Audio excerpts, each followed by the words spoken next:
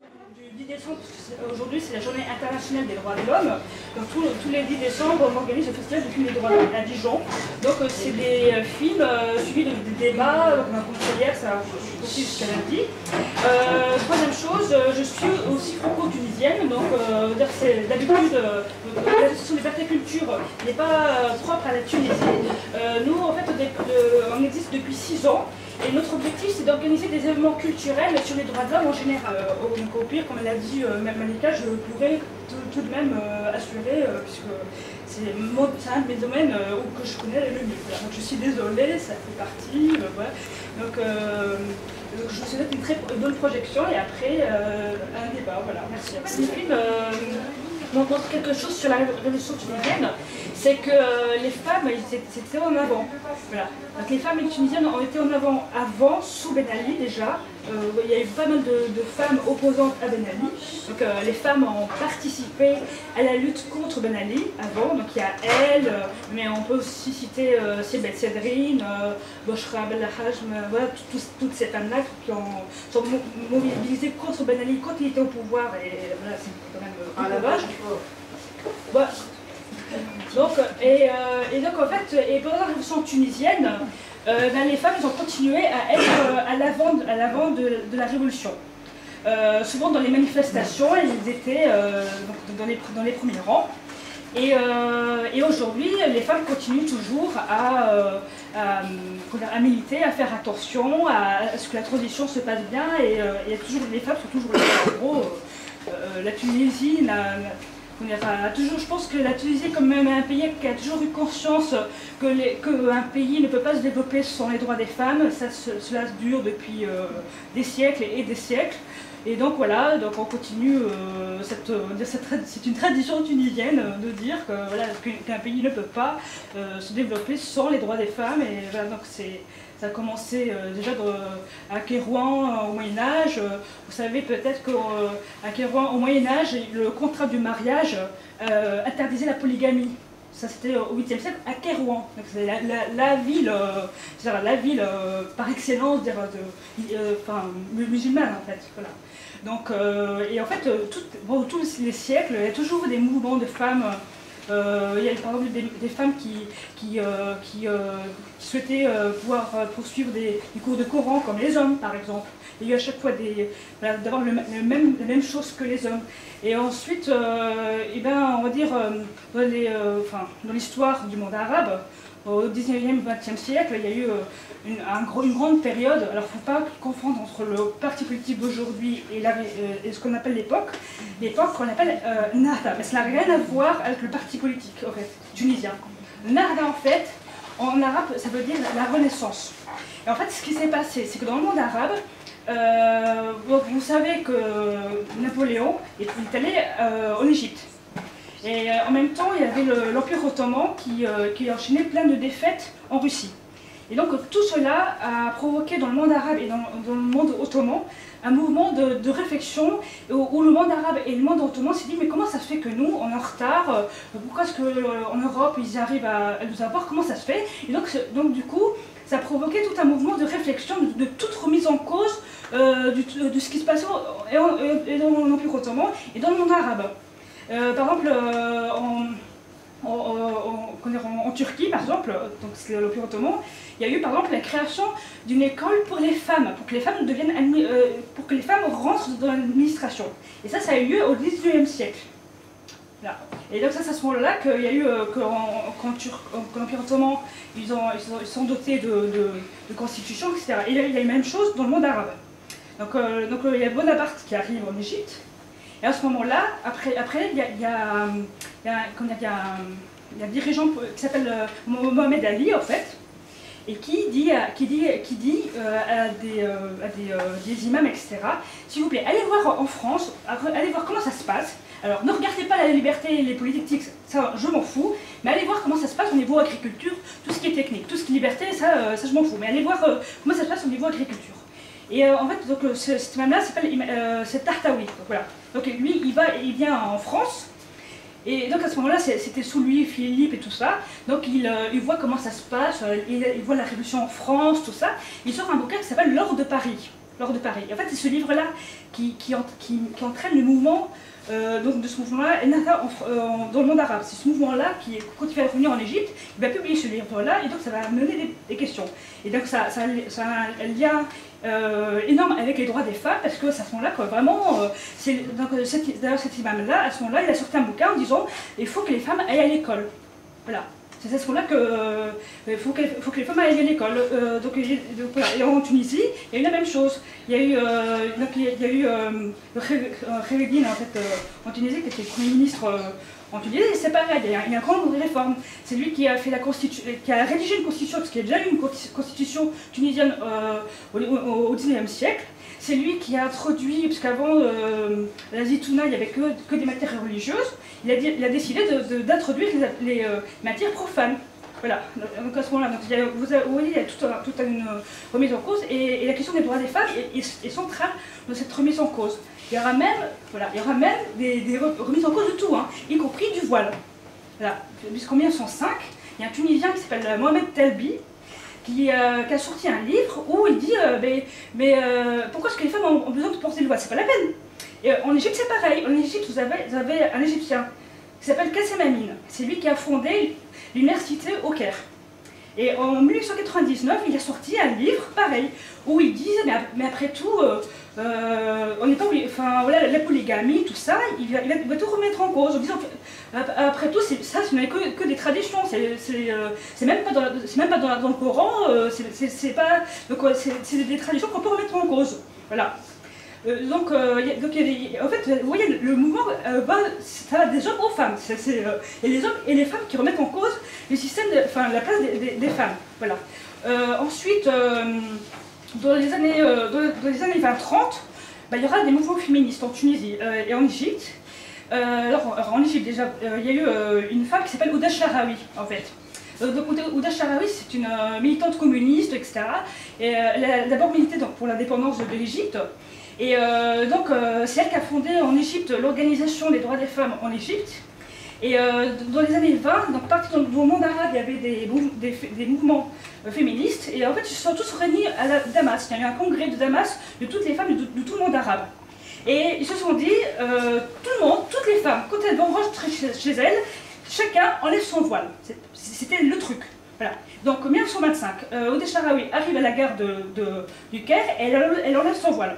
En Tunisie, il y a Manoubia Ouattani, qui était dans un meeting politique. Pareil, elle était au fond et à un moment donné, elle est allée sur la scène politique. Voilà, c'était un mouvement. Voilà, c'était un mouvement. Voilà. Donc, alors en Tunisie, il y a aussi quelqu'un qui est incontournable en matière de droits des femmes dans les années 30, c'est Dar Haddad. Vraiment, il est incontournable. Donc Dar Haddad, c'est un... Alors lui, ce qui est intéressant, c'est que c'est quelqu'un qui sort de il était à l'université de la Zitouna. C'est quelqu'un qui a fait des cours religieux, voilà. Et c'est quelqu'un qui n'est pas du tout, il n'est pas du tout occidentalisé, vous voyez. C'est-à-dire que, parce qu'il y en a d'autres qui vont dire qu'il faut faire comme l'Occident. Lui non. Lui dit non, il faut appliquer notre culture à nous, en fait.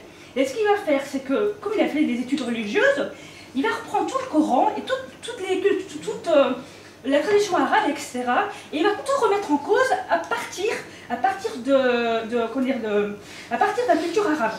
En disant la polygamie, regardez dans le Coran, regardez comment c'est marqué, vous voyez bien que c'est interdit. En fait, il va se baser en basant sur une relecture, sur la tradition arabe. Et Dar Haddad, c'est vraiment quelqu'un d'important, parce que quand Bourguiba va arriver en 1956, il va reprendre ce qu'a fait Dar Haddad dans les années 30. Donc Dar Haddad, c'est vraiment... Et d'ailleurs, dans les années 70, quand il y a eu le mouvement féministe en France, etc., et ben en Tunisie, quand il y a un mouvement féministe en Tunisie, et ben, comment est-ce qu'ils ont appelé leur mouvement? Le club Dar Haddad. Voilà. Voilà. Donc en Tunisie, Dar Haddad, c'est vraiment, chez les féministes, c'est quelqu'un qui est incontournable. Voilà. Et encore aujourd'hui, il y en a plein qui le recitent dans les débats en disant mais rappelez-vous Dar Haddad, etc. Voilà, donc j'ai fait un petit peu un historique. Donc aujourd'hui, vous voyez, c'est déjà pour vous dire que ce mouvement féministe-là, ça date des siècles. Et aujourd'hui, alors moi personnellement, je suis pas mal en contact avec l'association tunisienne des femmes démocrates, etc. Alors eux se disent qu'aujourd'hui ils sont plutôt dans un moment où il faut préserver les acquis déjà. Ben, c'est vraiment un moment donné où vraiment ils font attention à tout. Alors, au début, ils allaient vraiment loin. Hein. Ça veut dire que quand je dis qu'ils allaient loin, sous Ben Ali déjà, sous Ben Ali, ils commençaient à faire une campagne sur l'égalité dans l'héritage, ce qui n'est pas encore le cas en Tunisie en fait. Donc sous Ben Ali, et je sais que sous Ben Ali, ils commençaient à faire des pétitions. Voilà, il y avait des pétitions qui tournaient à droite, à gauche, etc. Et aujourd'hui, bah, le problème c'est qu'aujourd'hui, ils doivent à la fois, comment dire, pousser l'égalité encore plus loin et en même temps préserver ce qui a été fait, en fait. Donc il y a deux batailles à faire, en fait. Il y a à la fois, parce que bon, aujourd'hui, ça arrive que, on en a déjà entendu des dirigeants, par exemple, dire oui, bah, la polygamie, de toute façon, c'est comme c'est pas une tradition tunisienne, c'est pas la peine de l'interdire, puisque c'est pas une tradition, pourquoi vous êtes obligé de l'interdire, vous voyez, donc c'est très... on joue très subtilement avec les choses, vous voyez. Donc aujourd'hui, les femmes tunisiennes sont très vigilants. Bon après, même des fois, on se tape dessus en disant mais arrêtez les femmes, vous faites trop de choses, vous êtes trop anxieuses, vous êtes trop naïves, ou vous en faites pas, la Tunisie, ça va pas changer, vous voyez. Et ben, par contre, les choses vous disent ben non, nous, on préfère être vigilants. Et surtout que, nous, on n'a pas eu de messages de femmes iraniennes aussi. Notamment sur Internet, comme vous avez vu dans le documentaire, Internet et Facebook, c'est vraiment un élément très... C'est une place centrale dans la bataille. Moi, je le vois tous les jours. Sur Facebook, vraiment, quand vous allez sur Facebook, vraiment, vous voyez tous les mouvements tunisiens, c'est là où on voit les débats, et donc voilà, c'est là où se fait la bataille, en fait. Et donc sur Facebook, ils organisent des événements, etc. Donc voilà. Je ne sais pas si je ne vais pas parler toute seule. Est-ce que vous savez si les gens qui étaient dans le film ont joué un rôle dans la dernière campagne politique? Je sais que Lina, elle n'était pas très... je sais qu'elle, personnellement, elle a boycotté, en disant qu'elle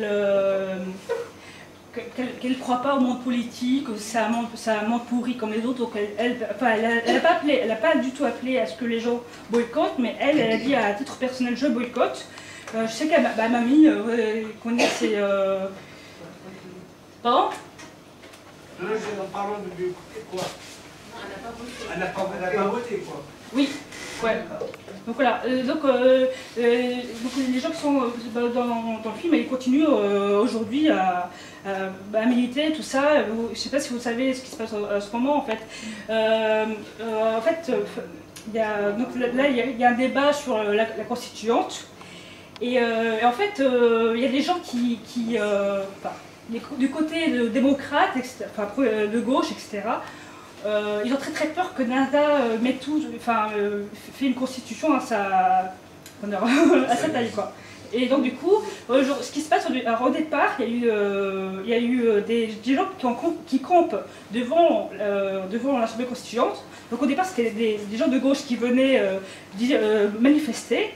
Et là, il y a évidemment les amis de Nada, ils sont allés chercher des gens pour contrecarrer les manifestations. Et donc ce qui se passe aujourd'hui, c'est que devant l'Assemblée constituante, vous avez le rang des démocrates de la gauche, et en face, c'est le rang des islamistes. En fait, c'est pareil entre eux, voilà, donc les uns manifestent d'un côté et les autres de l'autre côté. Et en fait, par contre, moi je tiens à le dire parce que je ne sais pas si vous avez vu le reportage il y a quelque temps sur France 2. Et en fait, c'est là où je me dis, les informations en France, des fois, c'est vraiment caricatural. Parce qu'en fait, ce qui s'est passé, c'est qu'en même temps de cette affaire-là, il y a une affaire à la Manouba, à l'université de Manouba. En fait, ce qui se passe, c'est que le doyen refuse d'inscrire à la fac des femmes avec le niqab. En fait, voilà. Et donc, ce qui se passe, c'est qu'il y a eu des salafistes qui sont arrivés, ils sont allés là-bas et ils ont, ils sont plantés là, ils ont même séquestré le doyen, etc. Et pour exiger que, en gros, leurs exigences, c'est qu'il y ait une salle de prière dans la fac et que les femmes qui ont l'handicap aient le droit de s'inscrire, ce que lui refuse. Voilà. Donc, du coup, ce qui s'est passé, c'est qu'au départ, il y a eu des mouvements des universitaires, etc., qui sont allés manifester devant l'Assemblée constituante pour soutenir le doyen. Mais dans la manifestation, il y avait de tout. Et ils demandaient, en gros, ils ont pris cette affaire-là en disant à l'Assemblée constituante, les libertés individuelles, attention, etc. Et en même temps, parce qu'en fait, pendant cette affaire-là, Nada essayait de faire passer des choses. Enfin, c'est compliqué parce qu'il faut à la fois faire attention à ce qui se passe à la Manouba et en même temps faire attention à ce que Nada n'en profite pas pour faire ce qu'il veut pendant ce temps-là. Et en fait, parce qu'en fait, ce que veut faire Nada, en fait, ils veulent que le gouvernement soit choisi par 50 plus une voix de l'Assemblée constituante. Par contre, pour le renverser, il faut les 2 tiers. Voilà, donc les gens ils disent c'est pas très logique, donc une bataille là-dessus. Et en fait, donc moi je me rappelle, j'avais vu un reportage sur France 2 où il disait que les gens, là, ils manifestaient, c'était seulement les gens anti-voile et les gens pour le voile. En fait, l'information sur France 2 était résumée à ça. En fait, bon, ça fait partie, et c'est pas que ça. C'est vraiment, ça va dire, ça a des éléments, mais d'ailleurs, moi, c'est intéressant parce que moi, j'avais vu l'info passer sur France 2, et après, j'ai vu les gens en Tunisie réagir en disant, mais c'est pas du tout ça, à tel point qu'après, les gens se sont dit, il va falloir maintenant faire des pancartes dans toutes les langues pour pas être sûr que notre message passe. Donc, du coup, il y avait quelqu'un qui disait, qui sait parler le russe, qui sait parler l'italien, pour qu'ils puissent mettre leur slogan et que, voilà, que le message passe bien et que ce ne soit pas notre message qui passe. Est-ce que l'activité économique repart? Est-ce que le tourisme revient? Non, ça vraiment, on sait qu'il y a des déclarations qui disent que, enfin, entre guillemets, hélas, logiquement, on va dire, quand je dis logiquement, c'est bon, forcément, au niveau économique, c'est vraiment, aujourd'hui, c'est un peu dans le rouge, voilà. Aujourd'hui, c'est dans le rouge. Et l'impact de la famille Trabelsi, qui avait apparemment des intérêts dans tout le pays, est-ce que quelqu'un a occupé le terrain? Est-ce que les gens ont pu reprendre une liberté d'entreprendre véritable? Ou est-ce qu'on nous a grossi l'affaire des Trabelsi? Oui, non, au contraire, l'affaire des Trabelsi, c'est uniquement maintenant qu'on en parle et pourtant ça fait des années que ça dure. Donc bon, je dirais que là-dessus, on est un peu en retard. Puisque mettre une info, voilà, ça fait quand même 23 ans qu'il y a cette affaire-là. Et d'ailleurs, bon, il y a eu des livres, hein, c'est comme enfin, je ne sais pas si vous vous rappelez, mais il y a un livre qui s'appelle La région de Carthage qui est sorti il y a quelques temps.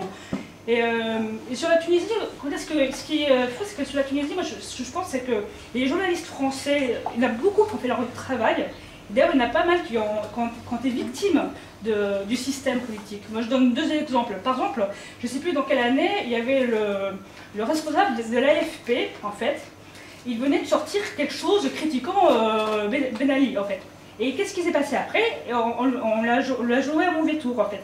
Il était en voiture, et par hasard, il y a une femme qui est venue se vautrer sur la voiture.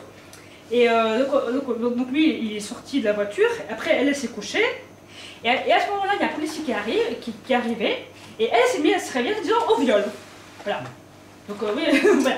Donc c'est le mauvais coup à l'AFP. Ou un autre, c'est Christophe Boltanski, qui est un journaliste de Libération. C'est quelques temps avant le sommet mondial d'information, c'est en 2005. Donc quelques temps avant, il était en Tunisie. Il a fait des articles sur Ben Ali, etc. 3 jours avant, il s'est fait tabasser. Voilà, il s'est fait tabasser. Donc les journalistes français, il y en a beaucoup qui ont essayé de faire leur travail, d'informer. Même l'année dernière, la correspondante du Monde ne pouvait plus rentrer en Tunisie, en fait. Parce qu'elle avait fait un article qui avait vraiment mis vraiment énervé Ben Ali, parce qu'elle avait fait un article où elle disait que le gouvernement tunisien, celui de Ben Ali, c'était le gouvernement le plus haï du Maghreb. C'est-à-dire, voilà, il n'y avait pas de gouvernement le plus haï du Maghreb. Et donc, Et donc Florence Baugé, donc, qui était la correspondante du Monde, qui a écrit ça, après elle ne pouvait plus rentrer en Tunisie. Vous voyez, donc, mais je pense, enfin voilà, Maintenant elle peut. Pardon ? Maintenant elle peut. Oui. Voilà. Il y en a même qui sont expulsés dès l'aéroport. Voilà, dès l'aéroport. Ouais. Bernard, Robert Ménard, l'ancien ouais. leader sans frontières. Ouais. Malheureusement, il tourne mal. Non, mais lui, il s'était expulsé de l'aéroport. Parce qu'il était assez virulent. Bon, il livre, il y a Nicolas Beau aussi. Ouais. Du Monde, je pense. On vous entend pas, monsieur. Notre ami Ben Ali aussi. Voilà. C'est assez sceptique sur l'évolution des femmes dans les pays arabes. J'ai l'impression que c'est l'inverse. Que ce soit en Libye, que ce soit en Égypte, et je suis assez surprise par le discours au départ, parce que j'ai plutôt l'impression qu'on fait machine arrière. Et que les femmes, au contraire, si je prends l'exemple de l'Égypte, il y a 10-20 ans en arrière, les femmes égyptiennes étaient un petit peu occidentalisées, comme on dit. À l'heure actuelle, c'est des agressions, voilà, donc je sais pas ce que vous en pensez, mais j'ai l'impression que c'est plutôt le contraire. Moi. Alors en fait, ce qui se passe, moi j'ai vécu en Tunisie toute l'année en Tunisie jusqu'en 2001 en fait, jusqu'au 11 septembre. Et moi j'ai vu le truc basculer après le 11 septembre. C'est-à-dire que moi, quand j'étais en Tunisie, c'est-à-dire il y a 10 ans, par exemple, le voile était ringard. Il y a 10 ans... Dans les années 80, il n'y avait pas de voile dans les lycées à Dijon. Mais, moi, quand je vivais en Tunisie, il y avait très peu de voiles. Et en fait, moi j'ai vu le basculement à partir du 11 septembre. Et je sais, moi à partir du 11 septembre, je retournais tous les ans en Tunisie. Et c'est à ce moment-là que je voyais les trucs, les choses changer. Voilà, en fait. Mais c'est vrai que moi je suis quelqu'un comme vous avez pu remarquer, qui aime l'histoire, tout ça. Et c'est vrai que des fois, on se rend compte que quand on lit des choses dans les années 20, 30, tout ça, on se dit, dis donc, même en matière de liberté d'expression, je trouve que ça a reculé, parce qu'il y a des choses qui se disaient dans les années 20, 30, qui si on dit aujourd'hui, je trouve qu'on se fait vraiment... on se fait vraiment... moi, je pense notamment, il y a un Égyptien qui s'appelle Mansour Fahmy, qui a fait une thèse, en 1913. Alors, et vraiment, la thèse, je suis désolée, mais si cette thèse-là sortait aujourd'hui, on le traiterait de blasphème. En gros, lui, il a fait une critique du Coran, etc. Bon, j'espère ne choquer personne ici, j'ai dit ce qu'il a fait, voilà, tout simplement. Et pourtant, ça, c'est en 1913. Et bon, il a eu des soucis, mais en 1919, il a été réintégré à l'université du Caire. Même si en 1913, il y a quelque chose voilà, qui a choqué les gens, en 1919, il était à l'université du Caire. C'est dire peut-être, je trouve, c'est dire quand même qu'il y a, je trouve, il y a quand même un changement au niveau de liberté. Moi, je sais pas. Ça signifie qu'aujourd'hui il n'y a plus de liberté d'expression. Non, je trouve qu'il y a. Et de penser. Si, il y a. On est en train de le reconquérir aujourd'hui, je pense. Non, avec ce qui se passe aujourd'hui, il y a quand même... non, parce que vous avez dit, si le fait aujourd'hui... Ah oui, ça c'est sûr. Moi le livre, je l'ai lu, hein. La thèse, je l'ai lu. Je me suis dit, dis donc, il redit, s'il réécrit aujourd'hui ce que j'ai lu, moi, c'est... vous voyez, c'est... C'est-à-dire aujourd'hui, il n'y a plus de liberté d'expression.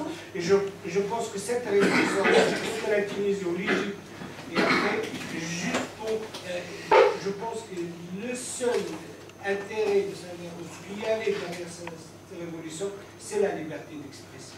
Et ces jeunes-là, parce qu'on était dans la révolution, parce qu'on avait pas le droit de parler politique. Moi, je suis tunisien, donc je rentre tous les ans. C'est seulement cette année-là que je peux parler politique dans les cafés. Donc, et là, c'est seulement cette année qu'on peut critiquer le NADA, et eux en face. Ouais. Donc, non, je suis d'accord, Ouais. Donc, je crois qu'il y a plus de liberté politique et la révolution, elle était faite pour ça. Non, mais il faut vraiment qu'on reste dans le débat, parce que si on fait un exposé sur l'histoire de la lutte des femmes, elle n'est pas sortie. Les filles, il manque. Comme quoi le courage et puis la résistance, la souffrance qu'a eu le peuple tunisien parmi les femmes, quand même montre que maintenant, aujourd'hui, quel avenir pour la femme en Tunisie? Comme on voit les élections donner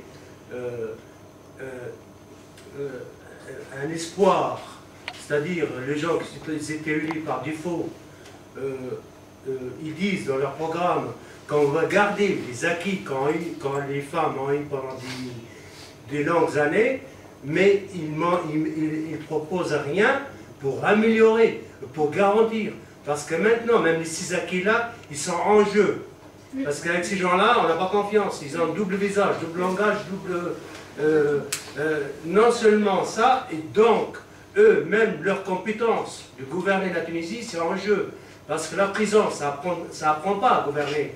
Et l'exil, ces gens-là, ils ne connaissent pas la réalité en Tunisie, la réalité du Tunisien. Parce qu'il y a des endroits en Tunisie, il n'existe pas de droit des citoyens. Il faut déjà parler de la citoyenneté que les régions où la révolution a déclaré, ces gens-là, ces régions-là, ils sont oubliés. Ils sont oubliés, on ne parle pas. Maintenant, on commence à parler grâce à la révolution. Donc maintenant, est-ce que la lutte des femmes et des femmes de l'étranger s'intègrent et soutiennent? C'est-à-dire, il faut quand même une force, parce que la lutte des femmes, c'est une lutte qui s'impose sur un plan planétaire. Il n'y a pas que la femme tunisienne qui souffre, même dans les pays, on voit que la liberté des femmes et la liberté d'expression, ça n'arrive pas partout. Hein. Même dans les pays développés, dans les pays de haut, on dit, même en France, quand on dit la démocratie, maintenant elle est en train de se grignoter petit à petit. Voilà, moi je pose la question, est-ce que maintenant il faut, c'est-à-dire voir une stratégie de lutte pour ces acquis-là avancent. On aura d'autres, parce que c'est pas fini. Alors on a eu quelques acquis, et puis on stoppait là. Par rapport, il faut quand même s'organiser et rassembler, faire des soirées comme ça, c'est très bien, mais il faut quand même qu'il y aura plus de femmes tunisiennes, quoi. Comme je dis, aujourd'hui il faut qu'on fasse attention en Tunisie parce que les révolutions ont toujours montré que les femmes c'est les oubliées. Voilà. Voilà. Je donne un exemple, la guerre, le 8 mars 1965 en Algérie, il y a une manifestation des femmes en Algérie en 1965 en disant l'Algérie a eu son indépendance, pas nous. Voilà. Donc ça c'est le 8 mars 1965. Voilà. Donc c'est tout comme ça, quand il y a une révolution, ben, les femmes, c'est les oubliées. Voilà. Donc je pense qu'aujourd'hui, il faut faire attention. En Tunisie, les femmes ne soient pas les oubliées. Mais je pense, mais par contre, quand même, d'un côté on peut dire, oui, en Tunisie, oui, en ce moment c'est tendu, etc. D'un autre côté, moi, il y a quelque chose qui me rassure, c'est la conscience citoyenne, qui est très forte, je trouve, en Tunisie. Donc, moi, par exemple, au niveau des je pense des jeunes que je connais autour de moi, en Tunisie, moi, tous les jeunes que je connais autour de moi sont tous engagés en politique. Voilà, donc déjà. Et ils sont tous, je trouve c'est très émouvant vraiment, ils sont vraiment, vous voyez des gens qui ont campé devant l'Assemblée constituante tous les soirs pour dire aux élus, attention, on est là, attention. C'est là où je me dis que finalement une démocratie, ce sont des élus, mais c'est aussi des citoyens qui font attention. Et la preuve, c'est que ça marche, puisque je sais que la dernière, là, il y a eu des manifestations, et donc je sais que ça a été reculé sur le vote du gouvernement. Il y a eu des manifestations, du coup, NA a reculé. Maintenant pour nous, un gouvernement, il faut 50 plus 1, et pour le renverser, il faut la même chose. Donc ça montre que même face à n'importe quel pouvoir, quand il y a des citoyens qui sont là, qui s'engagent, au bout d'un moment, les gens au fascistes. Et l'autre chose qui a été une victoire, c'est les droits des femmes, puisque sont obtenus que les droits des femmes passent d'une loi ordinaire aux lois organiques. Voilà. Donc voilà. Donc vous voyez, d'un côté, c'est une question de bataille. Ouais. C'est important ce que tu dis là, parce que je comprends mieux ce que tu as dit au début sur la mauvaise transmission de l'information par France 2. C'est qu'effectivement, s'ils sont passés à côté de ce message, que pour rester vraiment un citoyen qui s'intéresse aux affaires politiques et avec cette conscience politique, c'était le but de ce sitting. Et voilà, et c'est passé à l'as du coup avec cette histoire de son dans le voile. Là, moi je voudrais répondre à la question des messieurs là, ou de la première question par rapport aux personnes qui étaient dans le film. Donc pour Hamad Hamani, c'est le premier secrétaire du Parti communiste de l'ouvrier tunisien. Et voilà, dont je fais partie, j'étais candidat même. Et voilà, et Radia Nasraoui, elle était candidate pour le même parti, Parti communiste de l'ouvrier tunisien, à Tunis 1. Voilà. Donc ce sont des personnalités importantes en politique, on veut dire ils ont quand même été des dirigeants des mouvements ouvriers, des mouvements populaires. Voilà, et je voudrais rajouter ce que j'ai dit. Non, on n'a pas été. Non, Hamad n'a pas été candidat, mais Radia Nasraoui n'était pas candidate. Elle était candidate, mais elle n'a pas été élue. Je dis, ce sont les mouvements sociaux qui ont fait avancer les libertés des femmes. C'est-à-dire, ce sont les mouvements sociaux. Il n'y a pas de liberté de femmes. Je crois que l'organisation qui joue le plus dans l'avancement des libertés de la femme, dans l'avancement des libertés de la femme en France, c'est la CGT. Que vous le voulez ou non, parce que c'est ces organisations qui viennent du bas, que c'est ceux-là qui font avancer. En fait, l'avancée des libertés de femmes ne vient pas par une poignée d'intellectuels. S'il n'y a pas une jonction entre les intellectuels, comme Radia Nasraoui qui est un intellectuel, Hamad Hamani qui est un intellectuel, et des ouvriers comme moi, on ne peut pas avancer. C'est-à-dire que l'avancée ne s'est faite que par cette jonction-là. Les mouvements ouvriers, ils ont fait avancer la liberté de la femme. Et je voudrais rajouter, moi je tiens beaucoup, parce que, en fait, un pays, ce que disait Sarah tout à l'heure, un pays, il est libre quand la femme est libre. Et Bourguiba disait, je me répète cette phrase, je vois elle me plaît beaucoup, l'évolution d'un pays se mesure par les degrés d'émancipation de la femme. Si vous allez dans des pays où la femme n'est pas libre, le pays est arriéré. C'est-à-dire, vous prenez par exemple la France et l'Afghanistan, la France est évoluée, la femme est libérée. En Afghanistan, mais tous les pays où les femmes ne sont pas libérées, ce sont des pays arriérés. Maintenant, il ne faut pas confondre ce qui est oppression ou liberté. Chacun dit aujourd'hui, beaucoup surtout le parti politique hypocrite comme pas possible, ils vous disent le voile c'est une liberté. Non, ce n'est pas une liberté. Le voile c'est une oppression. On devrait, tous les gens qui sont dans des partis politiques ici, se battre pour interdire les voiles. Parce que, laisse-moi terminer, chaque fois que je suis interrompu, chaque fois que je parle à cette question-là. Excusez-moi, il y a des gens qui ne sont pas d'accord, c'est pas grave, moi, vous ne le voterez pas pour moi la prochaine élection. Mais voilà. Donc, mais contre les choses, il faut le dire, parce que le voile, c'est un instrument d'oppression, ça je le répète. Par contre, par exemple, regardez, par exemple, les femmes battues. Il y a une loi qui interdit le combat de sa femme. Par contre, il y a des femmes qui restent. Elles sont libres de rester avec leur mari. Mais est-ce qu'il n'y a pas, on ne va pas faire une loi contre les femmes battues parce que les femmes sont libres d'accepter de se faire battre? Voilà. Donc il faut, pour protéger les femmes, voilà. Vous avez par exemple des gens, des ouvriers qui travaillent dans le produit chimique, tout ça, dans les usines.